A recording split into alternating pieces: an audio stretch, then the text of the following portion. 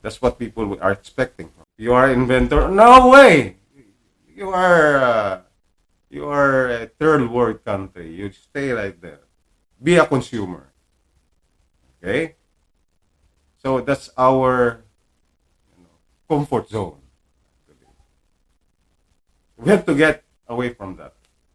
We always say that be inquisitive, be like a kid. It's almost like be like a beginner again to find more possibilities instead of being limited of what is known.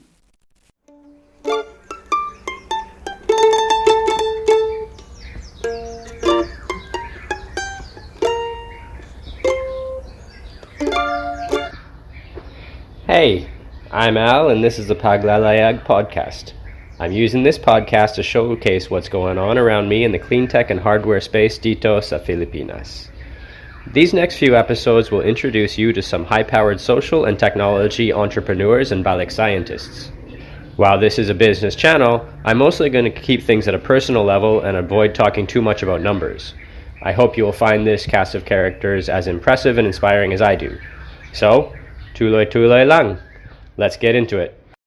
Okay, so welcome to Paglalayag. I'm Al, and today I'm joined by June and AJ Demeterio from Hive, or High Impact Innovations and Ecotechnologies. So Hive has developed a product called Solau, which is an onboard solar and automated charging system for electric vehicles like golf carts and tricycles, electric tricycles. So thank you very much for both of you for joining me today. Hello. Thank you for actually inviting us in this spontaneous interview or podcast conversation regarding our startup and also the technology we're trying to develop. Okay. This is what I call an ambush interview. I called them and said, hey, can you do an interview right now from the elevator?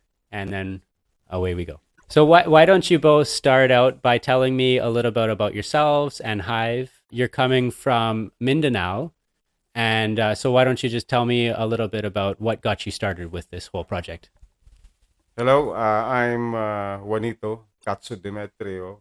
Just call me June. I am the founder and the chief executive officer and president of the Hive Incorporated, High Impact Innovations and Ecotechnologies Incorporated. We are based in Cagayan de Oro City in Mindanao. And how did you get started? What got you into this project? Okay. It's a long story actually. It started in, I think, 2017 when I was assigned in Zamboanga City as the regional director of one of the government agencies there. And during that time, the city, Zamboanga City, was experiencing 6-hour brownouts every day because there was something wrong with the arrangement between the electricity provider and the cooperative operating the power system. So I was using because I was staying in the office in the one of the rooms there. During brownouts, we were using the gasoline powered generator, but it's dilapidated, so it always broke down. And so that made me think of a way in which I could, solve the problem of electricity for the office during the time that there were brownouts. And I thought of the solar generator. So I bought one. I let the office bought one. That's about 49,000. And because of that, I solved the problem of brownouts and blackouts. Okay. And during the time that I was pressed with finishing a speech for tomorrow's program or affair, it brought me some sort of anxiety because of the brownout. I may not be able to finish what I have been doing, but with the solar generator, that actually solved the problem because it could also power the computer that I was using.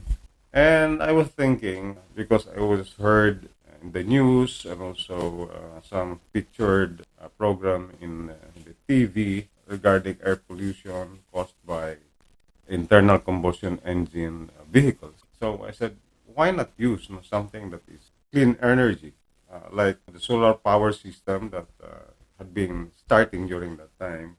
Why not apply it?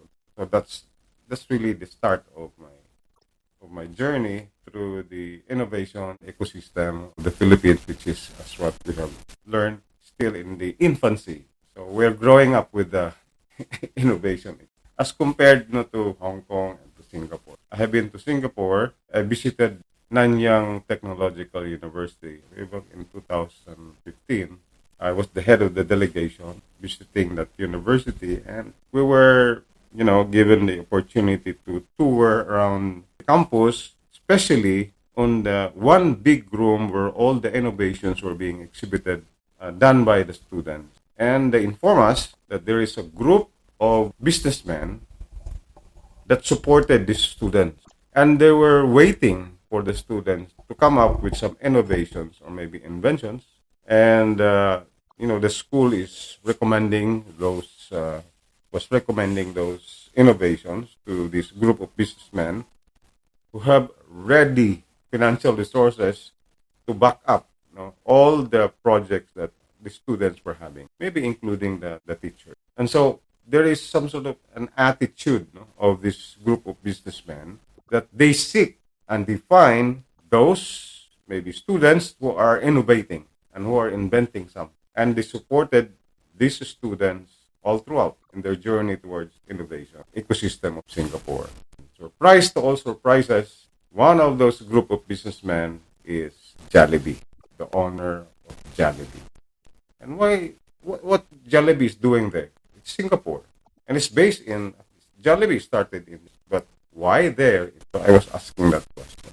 He should also have done it here maybe because Singapore has a mature innovation ecosystem. Maybe it is some sort of a fulfillment on the part maybe of those group of businessmen to support innovate and startup companies. And in Hong Kong, the same, I think, the same attitude of businessmen and even the government were being exhibited during the time that we participated in the Rise Hong Kong in 2019, where there was a call for all innovators, inventors, startup companies to put exhibit of their product. It could be a business, it could be a startup, it could be a social entrepreneurs, a group. Okay, so out of thousands of applicants, our innovation was being selected to exhibit there in Hong Kong in 2019. That was really a privilege because being chosen as one of the exhibitors is already an achievement of your endeavors,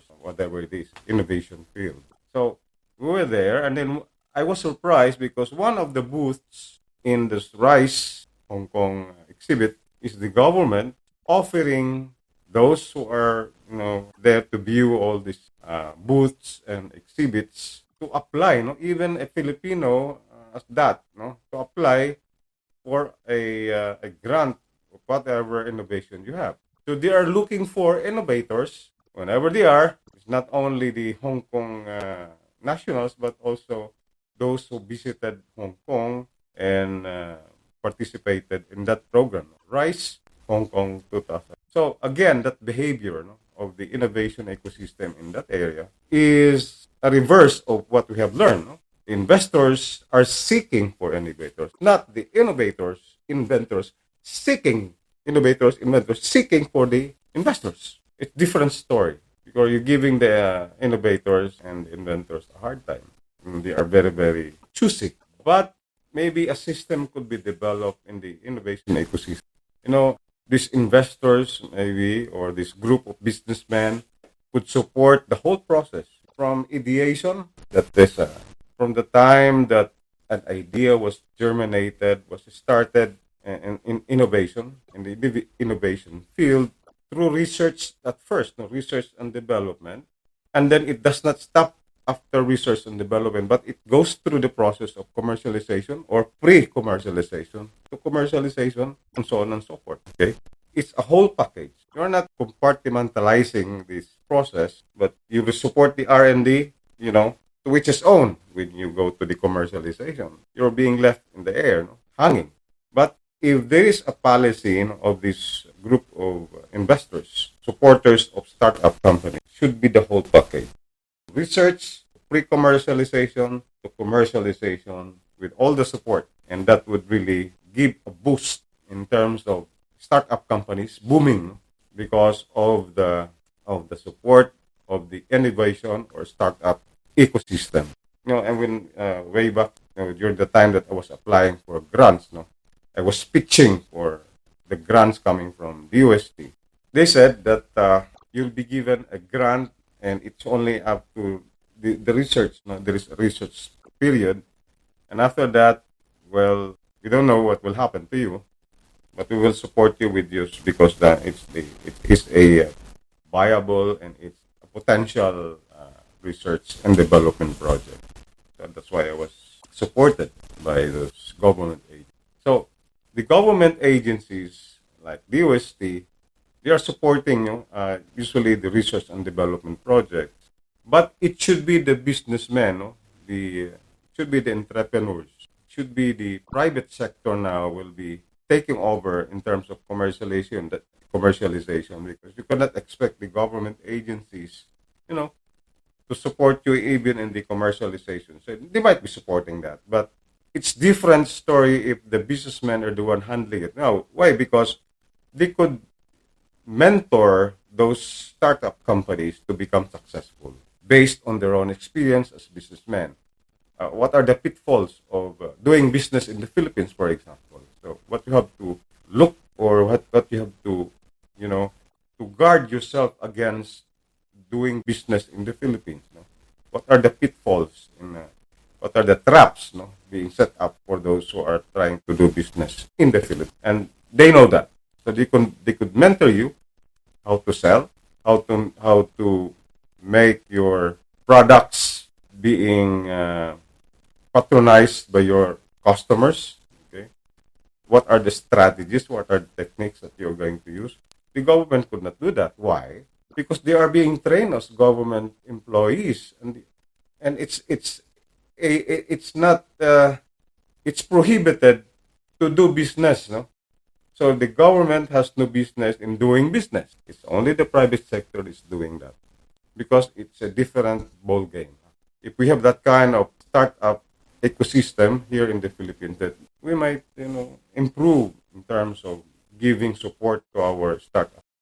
When I was in the first time I was teaching in that local university, and I was our assistant director for research and extension. The teachers are the ones being encouraged to do some research, and they are very, very, very much acquainted with social research, but they are not acquainted with research, and they are not interested in the R&D, and they are not also interested in social research. Why? Because there is no money in research.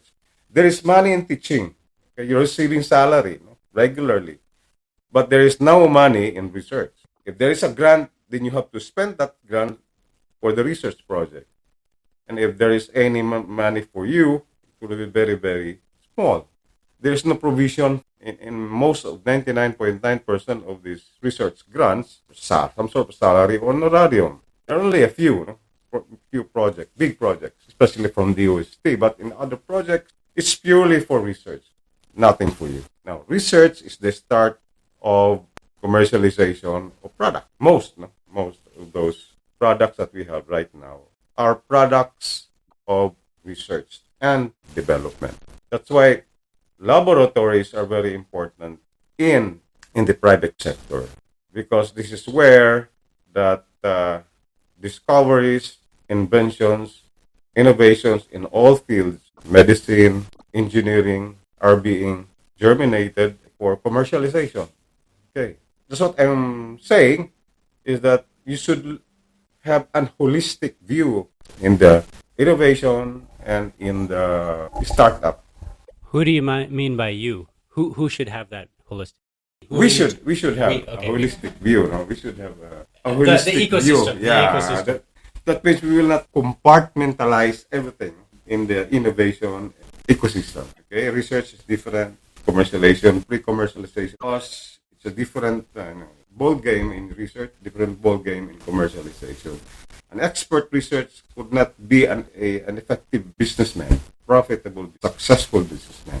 You don't think someone who's had success in one could develop the skills to be successful in the other? No, it depends on the person. Because if you're a natural businessman, okay, you don't have to be trained in school, but it's natural in you. No? You could sell anything, even if you don't have any education at all, but you know how to sell your product. You could sell anything. You could sell a stone, okay? Just do some packaging on the stone, and it will sell as your pet or something like that. So you think that sales, like that kind of sales skill, is innate? It's not learned. You don't learn Yes. sales. You just have it. Just like the question of, are leaders born or made? Are businessmen born or made? Okay. If you believe that leaders can only be produced by their genetic, makeup, then that's your belief, like Napoleon Bonaparte. But Napoleon Bonaparte is a natural leader, but he has to be trained for 2 years in a military school before he became a genius general, an effective general. If you are an innate, you're a natural leader, you could never be an effective leader if you were not so trained.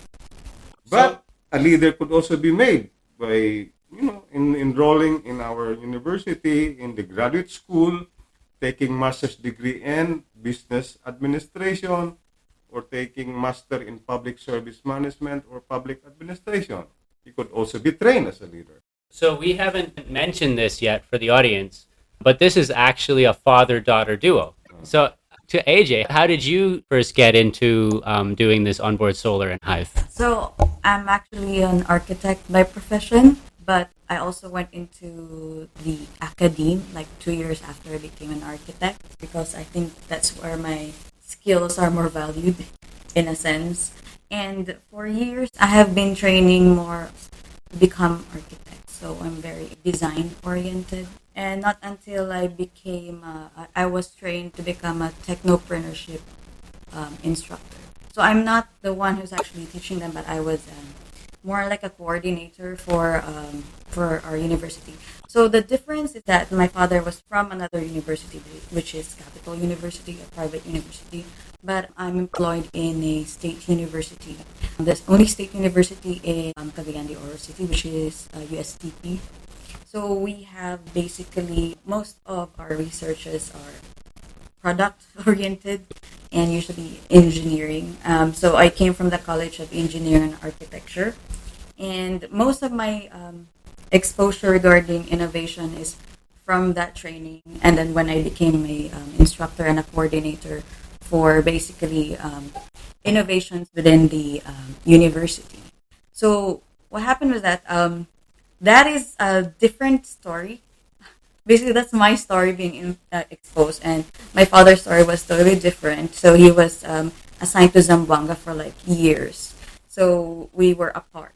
When he was in Zamboanga, he was doing a lot of experiments. He has been doing a lot of experiments, like trying to like invent something out of his curiosity or interest, which is kind of endearing to think that when he was in Zamboanga, and when he was signed in Zamboanga as a regional director, he was exposed to, like, for example, he said the National University in Singapore, and then he saw how the mindset of the people there are totally different from the Philippines, where their innovations are greatly supported. So I guess. So when did our paths meet? I think when he retired from government service. So he retired back in 2018, if I recall. And then around 2019, during the summer break, out of the blue, he called me and he said, "Oh, I got in Rice, Hong Kong, 2019." And then he doesn't know what to do because it's only just a one man, company, I guess. And then I had to like, oh my god.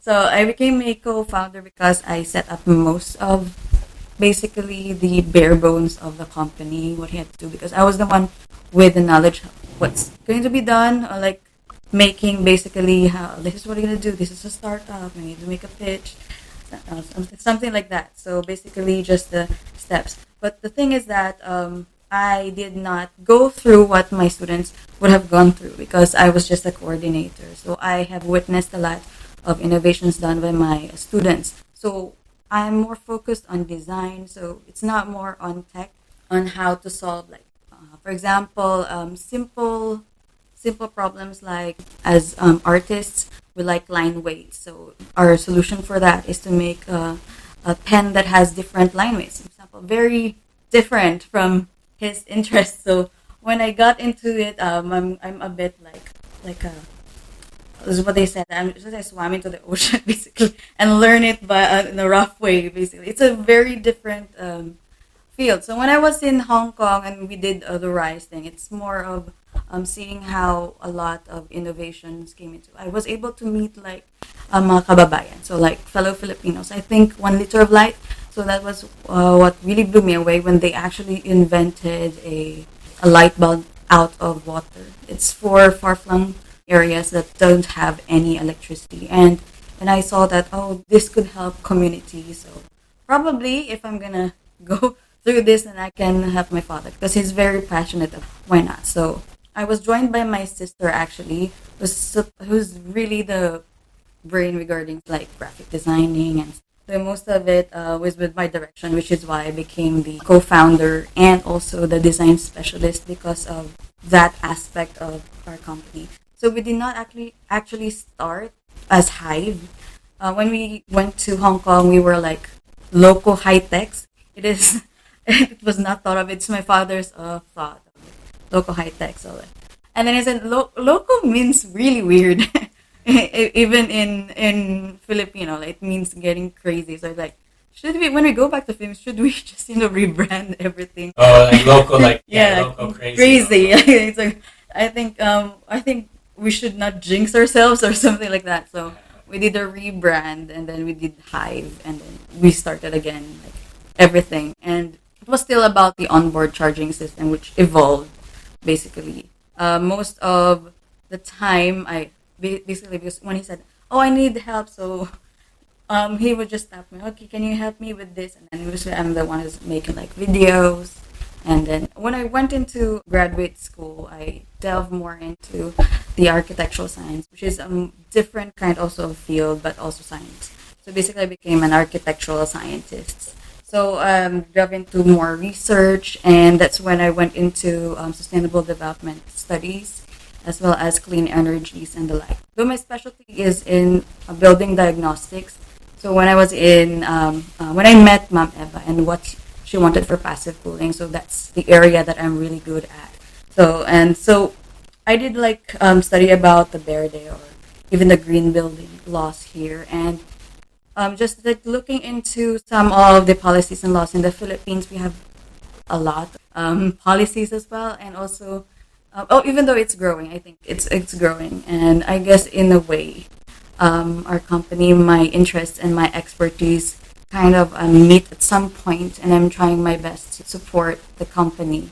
What's the good thing about being in the academe? I have a lot connections because I was in the College of Engineering and Architecture, so I have a lot of engineering friends that would also like help out with my father. So when they were developing the, I think Axbury V, the one for the golf cart, I think I've met like most of my colleagues like go and check on the vehicle. I guess most of it, yeah. So I guess that's it. That's my story. How long did it take to get your first prototype after your first idea? How long did that take? It started, I got my financial support, my grant in 2018. I think it's about a year or two because in 2019 we already have the exhibit. So it's about a year. We also have, the support coming from the government. They were asking for proposals actually. When I was still with that university as deputy director, the UST was inviting the school to submit a proposal, a research. Social research already very crowded. But the one the project that I was also applying for a grant, which is the EV, electric vehicle, is also crowded. Okay, so that's why the UST was asking me, why are you doing this project when in fact there are a lot of, especially in manufacturing, in the car industry, vehicle engineering, already crowded. Now, why are you doing this? Actually, there are so many reasons why I'm doing this. The first reason was when I have experience in Zamboanga. The other reason is that I was supervising 80 schools, higher education in that region. And there is a quality assurance programs that we are implementing, being in the government. And there was a question in this evaluation period for all the schools. There was a question, even by the private sector, the PACOCOA and the other evaluating, quality assurance group, private group. They were asking whether you have patents on this, you have patent on this, by the teachers. The answer that we were getting, none. So that's really a minus point in terms of your quality assurance when it comes to to the teachers, not to the faculty. So it's a minus point, in terms of your quality aspect. That's how the DOST responded. What about like other engineers or colleagues or the public? How did they respond to it? Actually, when I was applying for that grant, there was a requirement. There were requirements. One is that you have to have a team. So I form a team.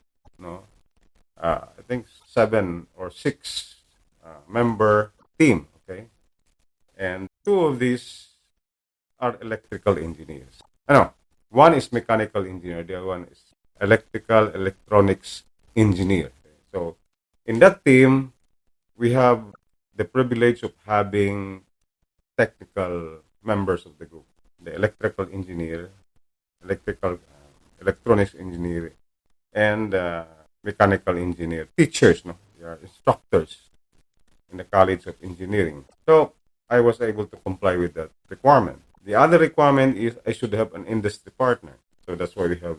I have one of those companies on solar roof power system as my industry partner. That's why the grant was considering other things, proposal for a project.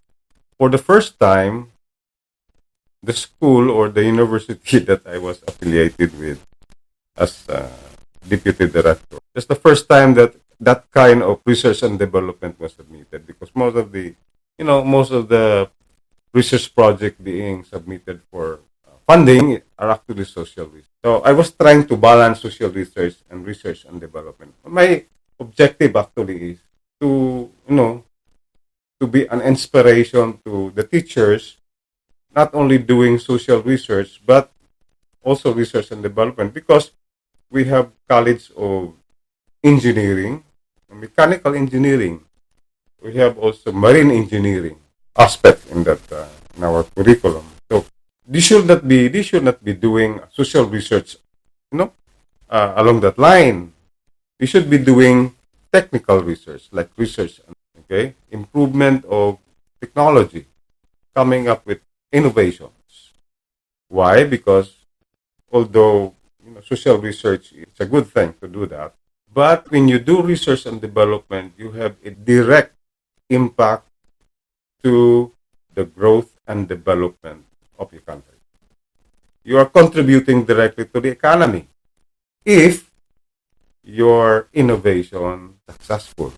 Okay, so it's actually it's a risk, but we don't stop with one failure. One of the requirements for being an effective founder, a good founder of a startup company, is that you're willing to take punches. Okay, so what are these punches? The punches would be if you are rejected by your customers, if you are rejected by your investors. That's a punch that you have to take.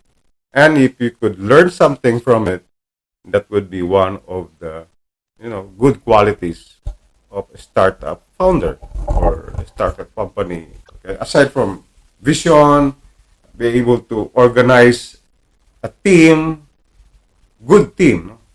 Aside from taking a punch, okay.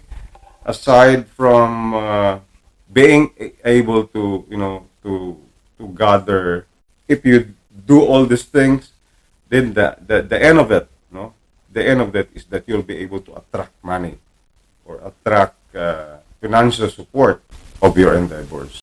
Tell us a story of a time that you got punched by a customer. Yeah. I read that. No, I always ask Mr. Google, no, what does it take to become a successful startup company? Okay. So he mentioned two, the inside culture, inside the company, and the outside.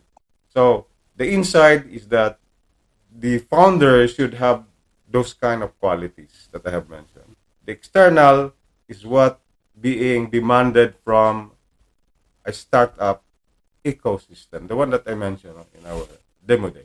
Okay, So you didn't get punched yet. Is that what you're telling us? the entrepreneurs. Okay, we have the accelerators like Nexus. Okay, we have the Nobody at Nexus punched you? No one. How about you?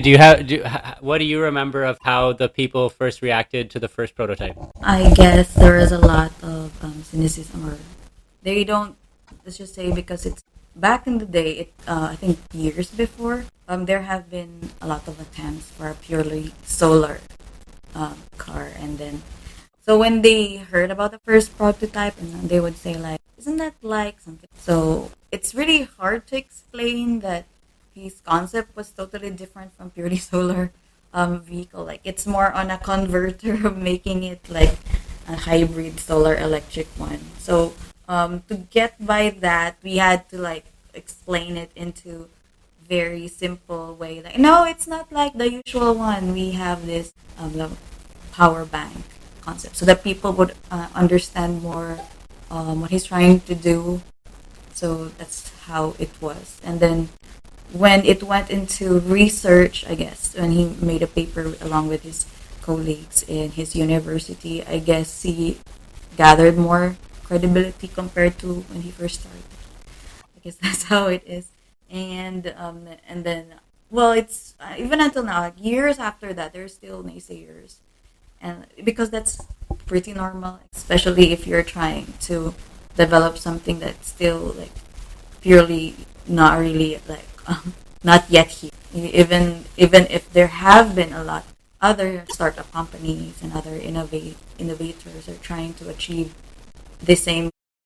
I know that sometimes I get into some funny conversations with an engineer friend of ours who was the one who put the solar up on our first service. He very, very tuned into where the market is now, where the technology is now. And I had one comment one time because he didn't understand why we would do swapping instead of. And I said, well, what happens when the battery technology changes? And it, like, without getting into too much detail of why that was relevant to the conversation in that case, it did sort of flip a switch for him to say, okay, I can see how in the future maybe that's a strategic move. And like, I mean, I know that you have seen technology evolve over the past. Like, you've talked to me about cell phones when we were on talking earlier before this interview. You talked to me about how the cell phones changed and how the technology. So we expect the technology will evolve, and so I think that's part of the skepticism, where that skepticism comes from, right?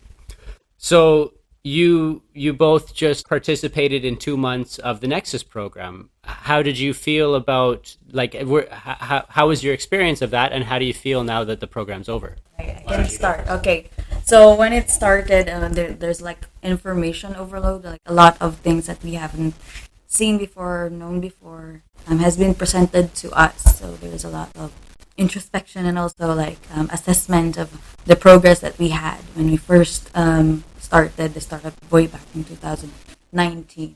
So also we had that almost like weekly checkup or having conversations with mentors is the one that I think would miss the most, because when you talk with mentors, they would guide you on the possibility of the best path that we could go through and what to improve. And after like the very short few months that we had, so now it's ended. So that oh, okay, so we've graduated. So now we don't have that kind of guidance anymore, and we don't have that immediate feedback also with what we presented. So I kind of miss also the way that because when you get evaluation and then you also have an output, you have a lot of progress like compared to the years that you started. So like in the first few months, we were able to track. We have fast track most of our progress and also have a proper like guidance. So Probably things that you never would have learned yourself if you hadn't been in the program, even as well, right? Like some things you move faster on, but some things you got exposed to that maybe you never would have learned So, otherwise. so yeah, I wouldn't be able to see all the other sides that I have, haven't discovered. For example, seeing the moon and its penumbra. So there's the other side that I can't see that they presented to me that we can address. So after the program, we're like out there, like, of what we learned, and then we will never have that kind of like perspective and guidance. Basically, like we just graduated. Okay, okay. Probably I'm gonna miss that kind of activity to have always that kind of tracker as well, and how we fix and also how we improve. Anything to add? How I felt about the program that we Yeah. had. The overall Well, I learned a lot. No, actually, I learned a lot, and most of the things that I've learned are eye openers. But in the past, I have been attending this kind of programs. It's not accelerators, but seminars, symposiums, conferences, innovations, startup company. Like attending a training conducted by USAID in collaboration with the UST10. Okay, so I attended that. That's how I learn, no? How I learned to pitch. But actually, the word pitching, I encountered that only in Hong Kong. The first time I heard of it, first time that I encountered it, first time that I learned of it. Then these terms like pitch deck, okay, demo day, okay, those are the things that new things to me. No? Elevator pitch, okay, that means you have to explain your product to somebody with you in the elevator for 60 seconds.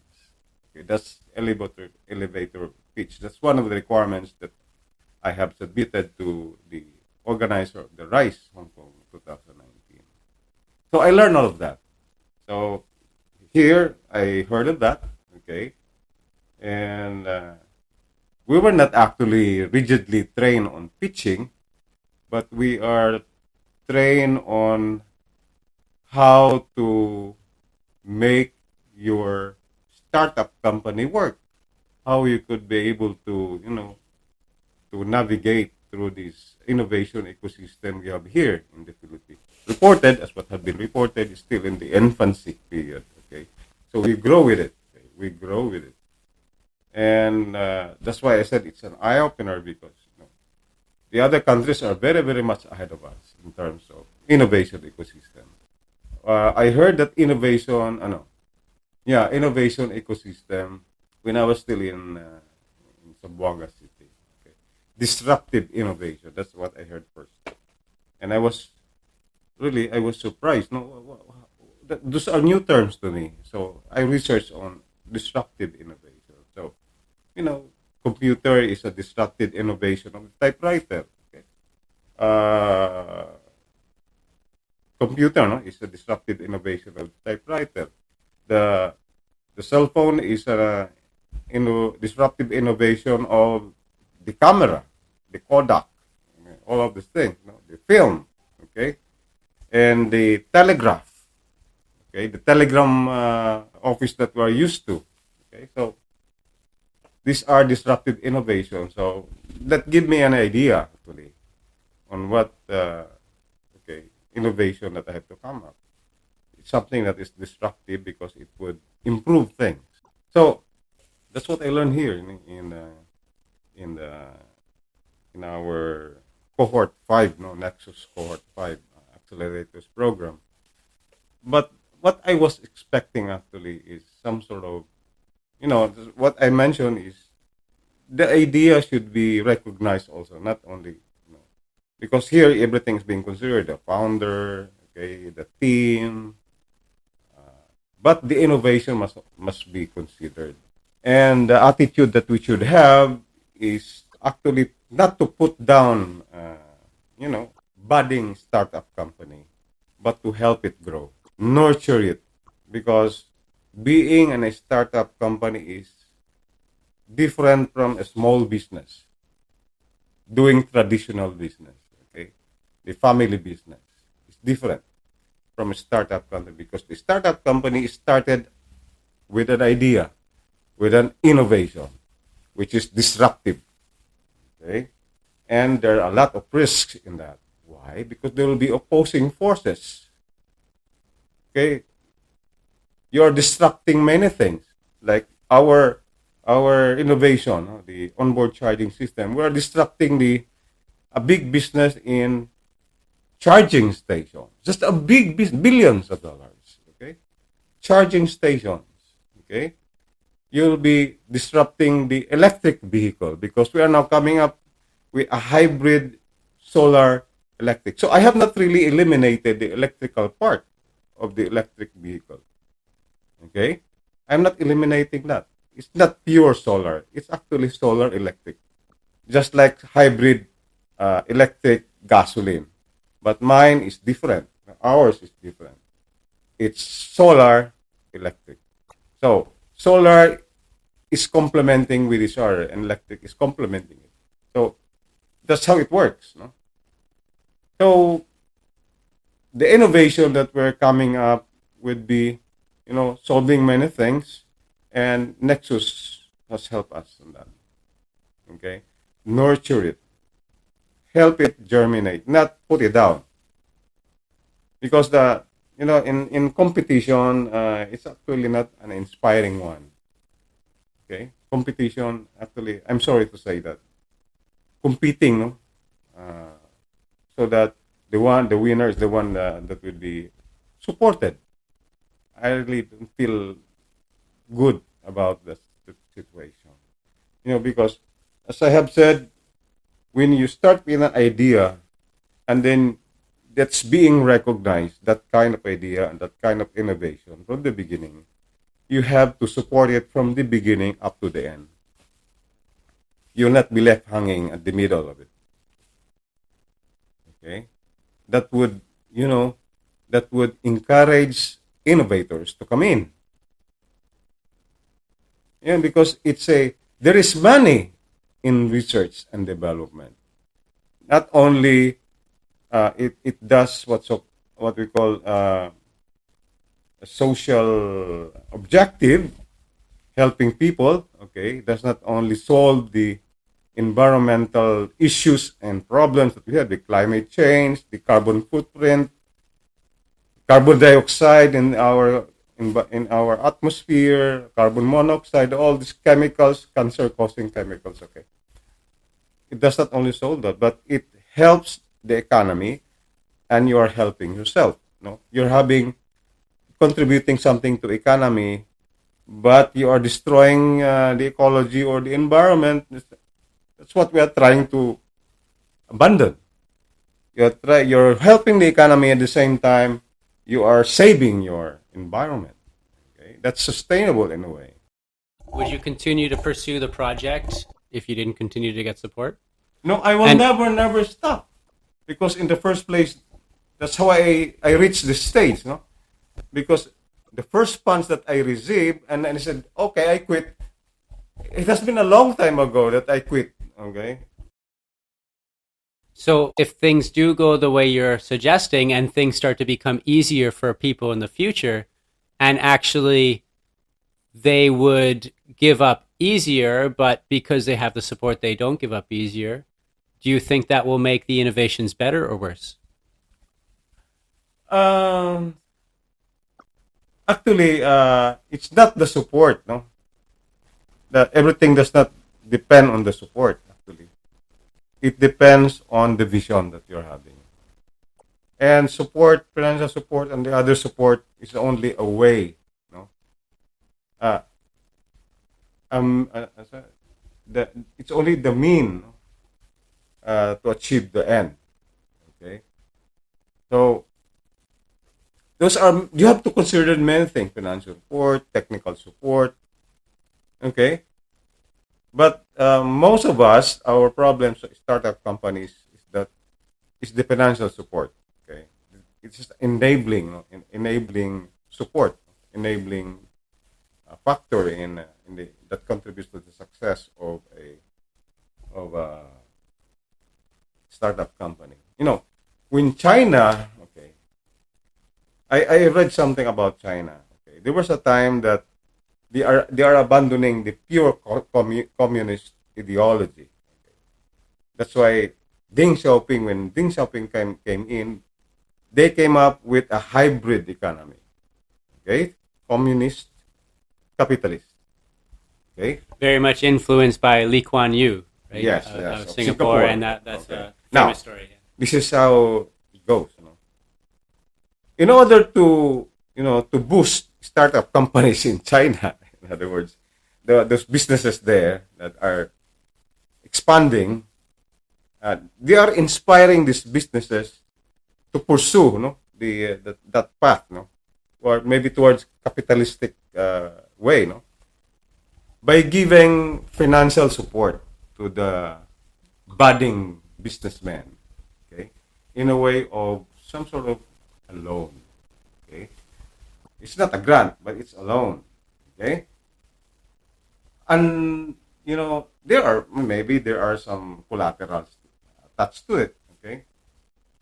But when the businessman is now already is in doing business, okay, like buying a steel plant in Germany through their loan that businessman received, and that first venture failed, so he had nothing to pay back the communist regime.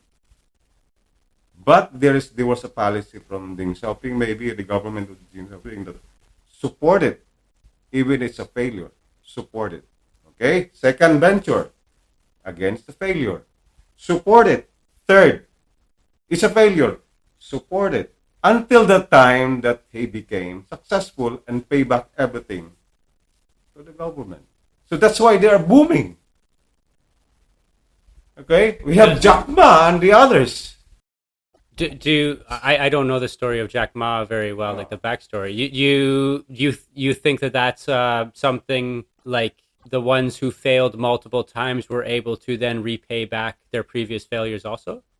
That's a The idea that I was trying to point out is that you don't stop with the first failure. Okay, pursue. You have to chase your dreams, in a way, passionately. If you would like to be successful in every endeavor that you are embarking, perseverance, persistence. I'm not a genius, but I studied a lot. Okay. Well, there's a classic example in the United States that Henry Ford went bankrupt multiple times before he started Ford. Because of the invention of the Model T that made him successful. Well, he didn't invent it. He just built the mass production of it that outcompeted and grew very big and outcompeted on scale in a way that nobody had ever seen before. And the oil sector is also booming because of that Model T. I guess maybe I would say because oil was starting to become very available, there was this new product that suddenly became it's very attractive. The oil being available made it make sense, and you could start to make so many of them when you couldn't do it before because you didn't have the oil for it. So that's why you have to follow your vision. You have to chase your dream. Don't be discouraged with the first failure, the first punch. You have to do it again until you learn something from it and succeed maybe later. So AJ, any idea what you'll do next?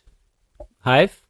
We're looking into actually manufacturing the first kits to our customers, because they're like at least two is waitlisted, and then have been trying to also we'll be the first customers for this. So we'll work on that first. So basically, we were able to get at least two were interested. And if we're able to generate sales, or we can overcome some of the challenges and actually assembling this kit and also funding, basically, that's where we're going. That's the path. So we've been also looking into licensing, if it's not about sales and the lab. But so far, the one with a green light was the manufacturing for the wait list. So that's it for Hive, I guess. Anything you'd like to add? Actually, we might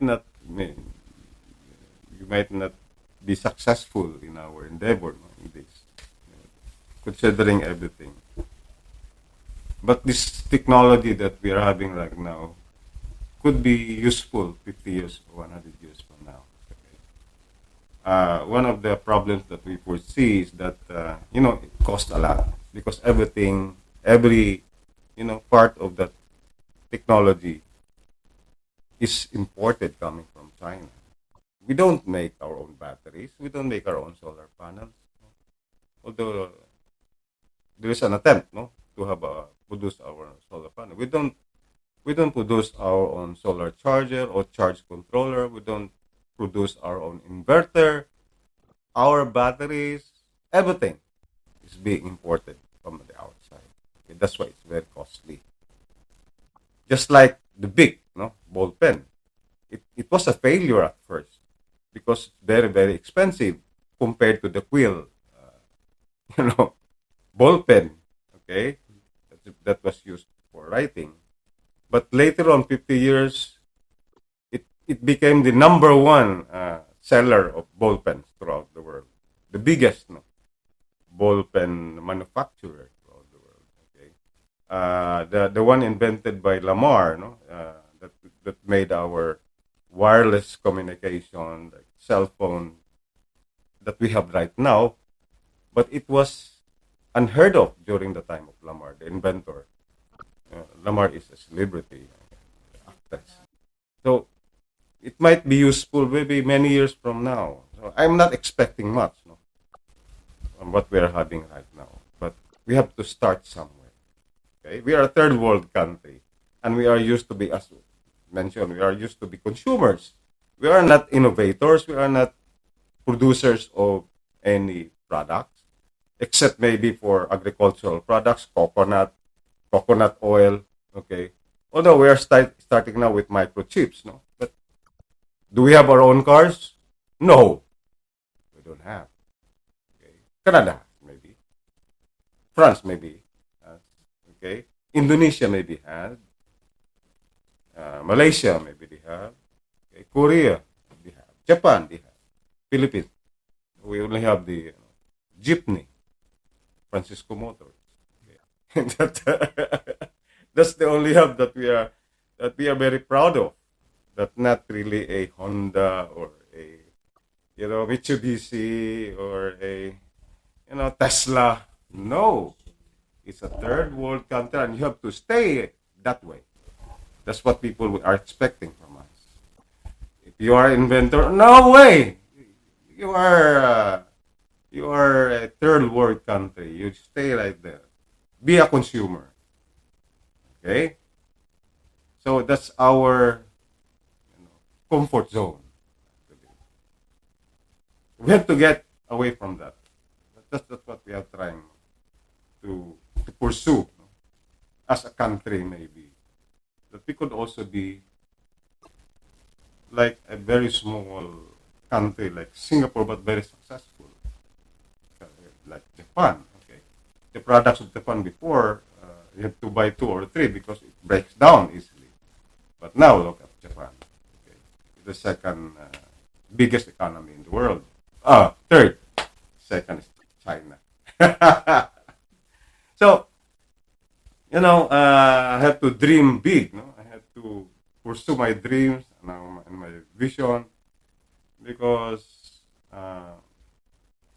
there's something that I could leave behind for my children. Maybe they would take over, or just leave it, just leave it on the side, because they have their own, actually, they have their own passion, architecture. They are artists also. My other daughter is also an artist, in a way. They have their own business. They have their own business ventures online. They have big projects. The other, the sister of Ainlu, based in Cebu. Emily is a budding architect, but only in the education sector. So it's not for me, it's for my children and for the country, for my family, for my public, for the city, for the, for Mindanao, and for my country. Anything you want to add? Or we can get to the quotes. Last question is the quotes. Oh, well, okay. Hive doesn't stop on, I guess, electric vehicles. We're hoping that some of my researches in the future is going to be added into a roster of products, I guess. So, because I'm going into more sustainable design solutions, especially in the infrastructure in the Philippines, because I guess in my expertise, there was a time that the architecture here in the Philippines is akin to its or is really in tune with its climate. So we had natural passive cooling techniques and the like, and then we lost that along the way. I guess after the boom of architecture in the 1970s, and then there's a revolution, and then the start of the more the newer mindset with regards to architecture. That most of our architecture has downgraded, and that's why we have a lot of problems right now. And one of the things I like to solve is also this basically endeavor in Hive in electric vehicles. I'm also looking forward to like applying it into basically my expertise, like building diagnostics and heritage conservation. Okay. So, all right. So for the quotes, we're going to get into, this is a little bit about theories and ideas and expertise. And we're going to start with a fellow named Karl Popper. Either of you recognize that name? He's a historian and a philosopher of the history of science. So what he said is that good tests kill flawed theories, and we remain alive to guess again. And then another fellow named Shunryu Suzuki, who is a Zen Buddhist monk, says that in the beginner's mind, there are many possibilities. In the expert minds, there are just a few. So what do you think about those? Very deep. It's really deep. That's how we like to do it around here. Yeah. I really don't know what's the meaning of that. But in the beginner's mind, there are many possibilities. In the expert's mind, again, I have mentioned that if you're an engineer, okay, you're always guided by your logic. Okay, that's an expert mind. That's why very limited. But but you have the mind of somebody who has no technical background, many things are possible because you're only using your imagination, according to Einstein. No, good tests kill flawed. Yeah, you have to test, and according to me, somebody called me a scientist. Test and test and test. I'm always testing. That's why I'm commercializing. What about Okay, you? mine. Okay. Basically, I'll start with Shunryu Suzuki. So he said, in the beginner's mind, there are many possibilities. In the expert's mind, there are few. My reaction to that is that, yeah, I do think so. That if you're an expert because you know a lot of tested theories and debunked ones, your options are limited. However, it's also, especially in architecture, art and science, we always actually say that be inquisitive, be like a kid. It's almost like be like a beginner again to find more possibilities instead of being limited of what is known. So I guess in a way, I guess you have to be an expert but also have the mindset of a beginner to be able to pursue a lot more options and possibilities. So that's how I actually I do agree with that, but also like in contradiction, I believe that if you have to keep on going, you have to be always like also have the mindset of a beginner. So in response to Karl Popper's quote, which is good tests kill flawed theories, remain alive to guess again. Oh yeah, I do agree. In a way, in research, it's like that. We have this hypothetical or what is that, educated guesses on things that we think how it works, and then when we test it, that's where we know if it's actually true or not, if it's going to be debunked. Like almost like a Schrodinger's cat, something like that. And you just when inside the box, you're still not sure. It's like 50-50, but if it's tested, then you'll be able to have more proof if it works or not. And our purpose basically as I guess not if you're in the academy, probably researcher or in education, but if you're in business, I guess as an innovator, is that we always have to like guess. We're alive to basically guess about everything because of the limitless possibilities, and I guess in a way we're alive to always guess of the unknown and test them to be able to know that they work or not. So yeah, basically we're alive to explore the unknown continuously. In the expert's mind, you're creating your own prison actually. You're creating your own limitations. You're only bound by the four corners of the one that you created because you are an expert. There are so many things that what you have learned. If these things contradict with what you have learned, then you drop it off. Okay, you don't pursue it. So whereas if you have the beginner's mind, you can always have some breakthroughs in everything that you do. Okay, you go out of your comfort zone. It's very very comforting if you are within your comfort zone. You're very very you're at peace. No? But if you have the beginner's mind, it always experiment, and do something new, and find and discover many things in everything that you do. Nice. So, and how can people get in touch with you? What's a good way to get in touch if listeners want to?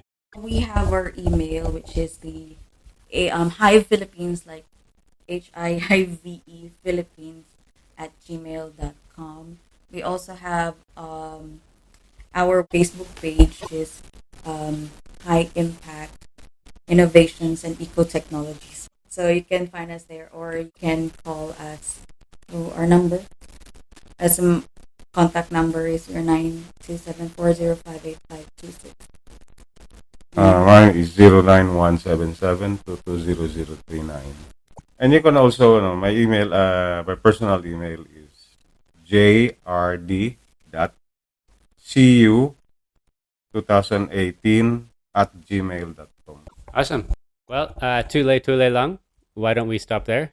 Very nice. Very nice to see you both again. And wish you all the best. And we'll be in touch. So until then, we'll sign out.